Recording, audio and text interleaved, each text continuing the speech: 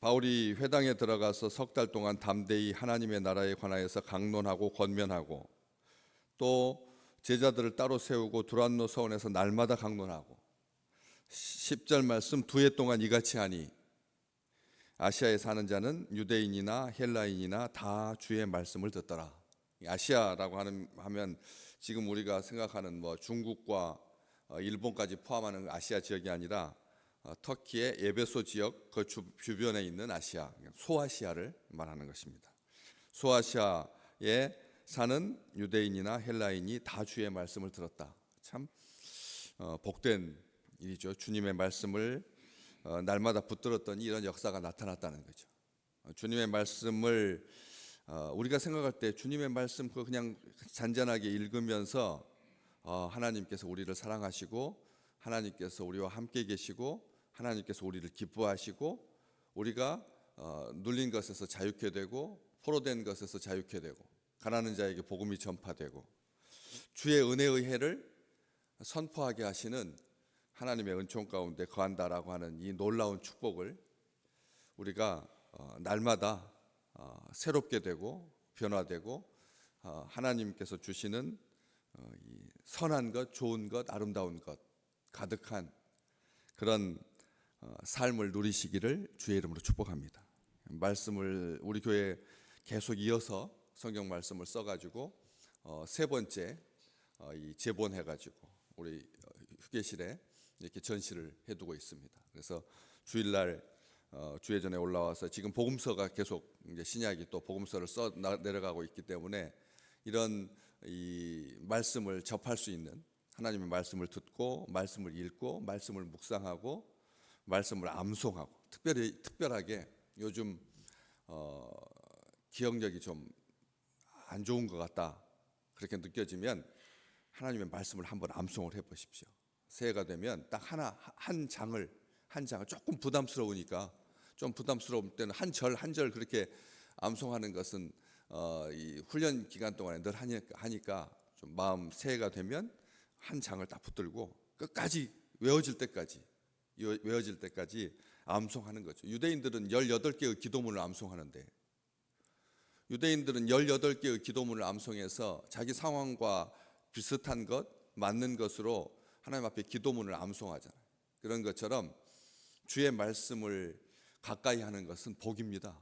주님께서 그렇게 말씀하셨거든요. 그래서 가만히 있으면 저절로 되는 게 아닌 거죠. 소아시아 지역 어마어마한 땅입니다. 큰 땅이지요. 그 땅에 유대인이든지 헬라인이든지 가리지 아니하고 다 주님의 말씀을 들을 수 있었던 이 축복. 마가복음 16장 20절 제자들이 나가서 두루 전파할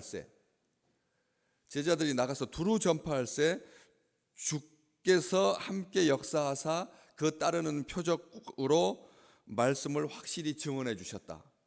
마가는 그렇게 기록하고 있습니다. 제자들이 나가서 두루 전파하니까 우리 주님께서 표적으로 말씀을 확실하게 증언해 주셨다. 우리 주님께서 이 놀라운 함께 하심, 주님께서 친히 그렇게 하신다는 거예요.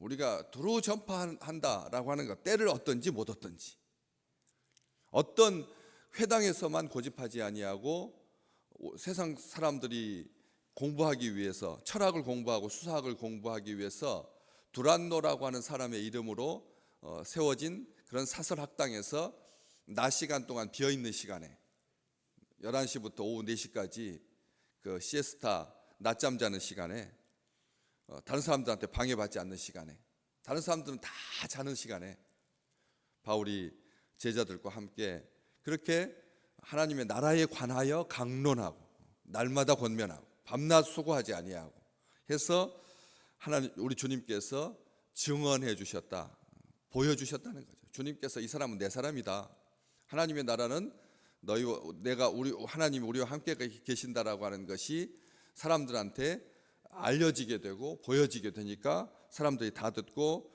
받아들이게 주님께서 하셨다는 거죠. 20절 말씀 오늘 볼까요? 20절 말씀 조금만 밑으로 더 내려가셔서 쭉 20절, 이와 같이 주의 말씀이 힘이 있어 흥왕하여 세력을 얻으니라. 주의 말씀이 힘을 얻는 거예요. 주의 말씀이 여러분, 하나님의 말씀이 이 땅에서 힘을 얻어서 흥왕하게 되는 것, 이것은 하나님의 기쁨입니다. 하나님께서 하신 말씀을 하나도 땅에 떨어뜨리지 아니하고 옥토와 같이 30배, 60배, 100배의 결실로 사람들한테 보여지는 것. 오늘 우리 말씀 들으신 이 말씀이 귀에 쟁쟁하고 귀 앞에서 성취되고, 이 글이 오늘 너희에게 응하였느니라 라고 고향 사람들에게 우리 주님께서 선포하셨던 것처럼 우리의 삶을 통해서 이런 주님의 말씀이 흥왕하여 세력을 얻어가는 것. 하나님 말씀 봐라, 말씀대로 내가 있다, 말씀의 증거가 나다 라고 이 증인이 그 되는 것, 보여주는 것, 그 말씀, 나를 통해서 사람들이 우리 예수님에 대해서, 복음에 대해서, 하나님의 나라에 대해서 선하게 생각하고 신비하게 생각하고, 그리고 실제라고 하는 것을 깨닫게 되고 알게 되는 것, 이게 은혜 아니고 뭐겠습니까? 그래서 표적과 기사가 따르고 심령이 새로워지고 삶이 변화되고 자유에 대해서, 그리고 하나님께서 주시는 그 놀라운 복에 대해서 함께 마음을 같이 할 수 있는 것. 주의 말씀이 마음에 찔려서 귀를 막고 일제히 달려들어서 스데반을 죽이기도 하지만, 스데반을 주의 말씀이 들렸을 때, 선포되었을 때 그런 일도 있습니다. 분명히 있죠. 여기 9절 말씀에 어떤 사람들은 마음이 굳어서 순종하지 아니하고 무리 앞에서 이 돌을 비방했으니까, 그런 일들이 있습니다. 둘 중에 하나입니다. 말씀, 빛은 어둠에 속해 그대로 머물러 있든지 빛 가운데서 나와서 자기를 회개하고 하나님의 나라에 하나님께 돌이키든지, 둘 중에 하나라고 하는 것이죠. 그렇기 때문에 주의 이름을 높이는 17절 말씀 또 위로 볼까요? 위로 다시 좀 더 올라가서 에베소에 사는 유대인과 헬라인들이 다 이 일을 알고 두려워하며 주 예수의 이름을 높이고, 말씀을 듣는 자가 예수의 이름을 높이든지 아니면 복음에 대해서 비방하든지, 둘 중에 하나라고 하는 것이죠. 다른 반응은 없습니다. 중간에 애매하게 서서 나중에 믿어볼게요, 그런 말은 없다는 것이죠. 둘 중에 하나라고 하는 것입니다. 있는 자는 더 받게 될 줄로 믿습니다. 은혜를 받을 사람은 있는 자는 더 받게 되는 거예요. 5달란트 받은 자에게 주라, 10달란트 받은 자에게 주라. 주님께서 그렇게 말씀하셨잖아요. 한 달란트 받았던 사람들에게서 빼앗아서 주셨습니다. 이게 영적인 법칙입니다. 날마다 새롭고 늘 새롭기를, 주의 말씀 들으실 때마다, 주의 말씀 받을 때마다 날마다 새롭고 늘 새롭게 하시는 하나님의 생명이 가득한, 그게 주님의 말씀을 사모하는 자들에게 주시는 복이죠. 세상 정교함으로는 세상을 따라갈 수 없습니다. 얼마나 그렇잖아요. 눈이 뻔히 보이고 있는데도 위성정당 만들어서 그래가지고 이런 일이 벌어지고 있잖아요. 위성정당을 만드는 거대 여당이 위성정당을 만들잖아요. 사람들이 다 보고 있는데도, 다 판단할 건데도 그렇게 하지 않습니까? 세상에, 이 지구상에 그런 것은 없을 텐데 정말 기가 막힌 거죠. 놀라운 일들을 하고 있습니다. 세상의 사람들이 그렇게 하고 있는 것이죠. 그래서 이 주의 말씀이, 역사가, 능력이 나타나는 것. 15절 말씀에 악귀가 예수도 알고 바울도 안다, 귀신도 안다는 악귀가, 여기 참 흔하지 않은 표현이죠. 악귀가 악한 귀신이, 주로 더러운 귀신이었는데 이제 점점 더 악해지는 거죠. 귀신이 더러운 것으로 끝났었는데 옛날에는 자기 몸을 상하게 하고 소리 지르고 무덤 사이에 거하고 그랬던 더러운 귀신이었는데, 이제는 악한 귀신이 악하게 되어가지고 이제 자기들의 시간이 점점 다가오고 있으니까 자기들의 끝날이, 자기들의 종말이, 무저갱에 갇힐 날이 가까워오니까 어떻게라도 믿는 사람들을, 하나님이 그런 생각을 갖는 거예요. 믿는 사람들을 많이 끌어오면 하나님이 설마 나와 함께 저들을 멸망시킬까, 그런 아주 얄팍한 수를 쓰고 있는 것이죠. 그래서 이러한 때에 19절에 있는 것처럼 마술책을 불사르고, 오늘 본문 말씀 12절, 심지어 사람들이 바울의 몸에서 손수건이나 앞치마를 가져다가 병든 사람에게 얹으면 그 병이 떠나고 악귀도 나가더라. 악귀가 나갔다는 것이. 악한 귀신이 우리의 자녀들을 가두고 있습니다. 우리의 자녀들을 가두는 거죠. 가두고 있습니다. 한 세대를 다 텅 비게 만들려고. 이게 바알이잖아요. 바알이 텅 비다라는 뜻이니까. 텅 비다고 하는 거니까 다음 세대가 그냥 무너지게끔, 그렇게 텅 비게끔, 아무런 희망도 없게끔, 손 쓸 수 없게, 그렇게 사악하게 하는 이때야말로 오늘 이 12절에 있는 역사가 나타나기를 간절히 소망합니다. 바울의 몸에서 손수건이나 앞치마를 가져다가, 우리 아시잖아요. 베드로의 그림자에게라도 덮일까 싶어서 그 많은 환자들이 베드로가 지나갈 때 그 베드로의 그림자에 이렇게 닿고 싶어서, 그럼 나으니까. 이런 기적이, 이게 우리 주님께서 지나가실 때 그 옷자락에다가 손을 대서, 그래서 옷자락이라도 손 대면 나을 거라는 그런 소망이 있었던 것처럼, 이것은 무슨 뜻이냐면 성인들의 유품에 능력이 있다는 뜻이 아닙니다. 성물 가지고 서양에 있는 교회들마다 그 사도들, 순교자들의 그 뼈, 소지품 그 챙겨가지고 다 그냥 황금함에다 담아가지고 그 앞에다 입 맞추면 낫게 된다, 기적이 일어난다, 이것을 말하려고 하는 것이 아닙니다. 무슨 뜻입니까? 손수건과 앞치마는 아무것도 아닌 거예요. 여러분, 손수건과 앞치마를 기념해가지고 그거 갖고 손수건 나중에 낡아지고 앞치마 낡아지면 그냥 버리는 거지 않습니까? 무슨 뜻이냐면 일상적인 삶의 향기를 말하는 거예요. 일상적인 삶에 충실하는, 자기 삶을 열심히. 바울이 두 해 동안 말씀을 힘있게 열정적으로 전했지만 동시에 자기 뭘 했다는 겁니까?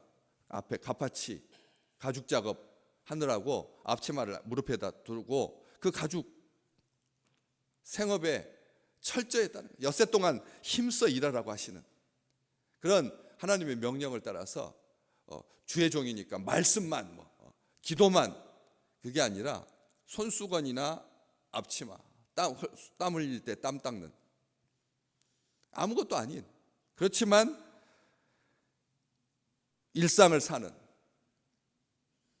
하나님과 자기 일을 성실하게 하나님의 일 감당하고 자기 일 감당, 충성스럽게 일했던 이런 것처럼 거짓 선지자는 말씀이 없는 자들입니다. 말씀이 없으면 그런 것을 붙들게 되는 거죠. 말씀을 받지 않으면 신기한 것, 성인들이 가졌던 것, 마리아의 눈에서 피눈물이 나는 그 마리아상을 200년째 300년째 다 보관해가지고 그 앞에서 어깨에다 메고 다니면서 마리아의 이 동상의 역사가 나타나는 것처럼 그렇게 그것을 사모하는 아주 기복신앙이 되지 않도록, 말씀이 없는 사람은 불법하는 사람이에요. 불법이 없는 사람입니다.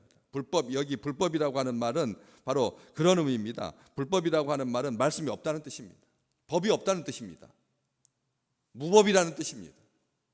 하나님의 말씀 없는 사람은 불법을 행하게 되어 있습니다. 법이 없는 자로 행하게 되어 있습니다. 오늘 나에게 주신 이 말씀, 그 말씀이 역사하고 그 말씀이 낭패를 당하지 않게, 말씀이 없으니까 13절에 있는 것처럼 마술하는 어떤 유대인들이 시험 삼아서 악귀 들린 자들에게 주 예수의 이름을 불러 말하니까 바울이 전파하는 예수, 자기 예수가 아니라, 자기가 믿는 예수가 아니라, 법이 없으니까, 말씀이 없으니까 그렇게 해가지고 했다가 어떻게 됩니까? 나중에 아주 웃기는 꼴을 당하게 되는 거죠. 악귀 들린 사람, 16절 보면 악귀 들린 사람이 그들에게 뛰어올라서 눌러서 이기니 그들이 상하여 벗은 몸으로 그 집에서 도망하는지라. 말씀 없이 그냥 신비한 것만, 대단한 것만, 엄청난 것만, 표적과 기사만, 손수건과 앞치마만, 말씀 없이 하니까 오히려 어떻게 됩니까? 눌리게 되었다는 거죠. 무감각해지고 무능해지고, 말씀이 없으면, 하나님의 말씀 없이 살면 무감각해집니다. 무능해집니다. 무책임하게 됩니다. 무법하게 됩니다. 행함이 없게 됩니다. 하나님께서 우리에게 복음을 확증할 수 있는 도구로 손수건이나 앞치마를 사용하신 거지, 그것이 우리를 살리는 것이 아니라는 거죠. 우리는 선한 의지가 있습니다. 오늘 또 나에게 주신 이 말씀이 역사하실 줄로 믿습니다 하는 소망이 있다는 거죠. 말씀이 역사하시는 거죠.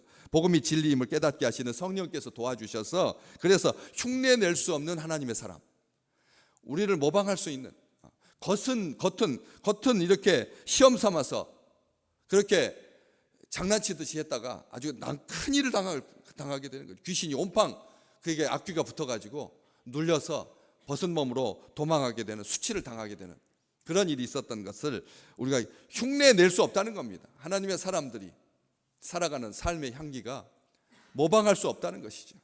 능력이, 우리 주님께서 주시는 그 능력이, 말씀의 능력이 특별하게, 말씀의 은혜가 오늘 또 잔잔하게 우리의 삶 가운데 가득한 귀한 날 되시기를 주의 이름으로 축복합니다.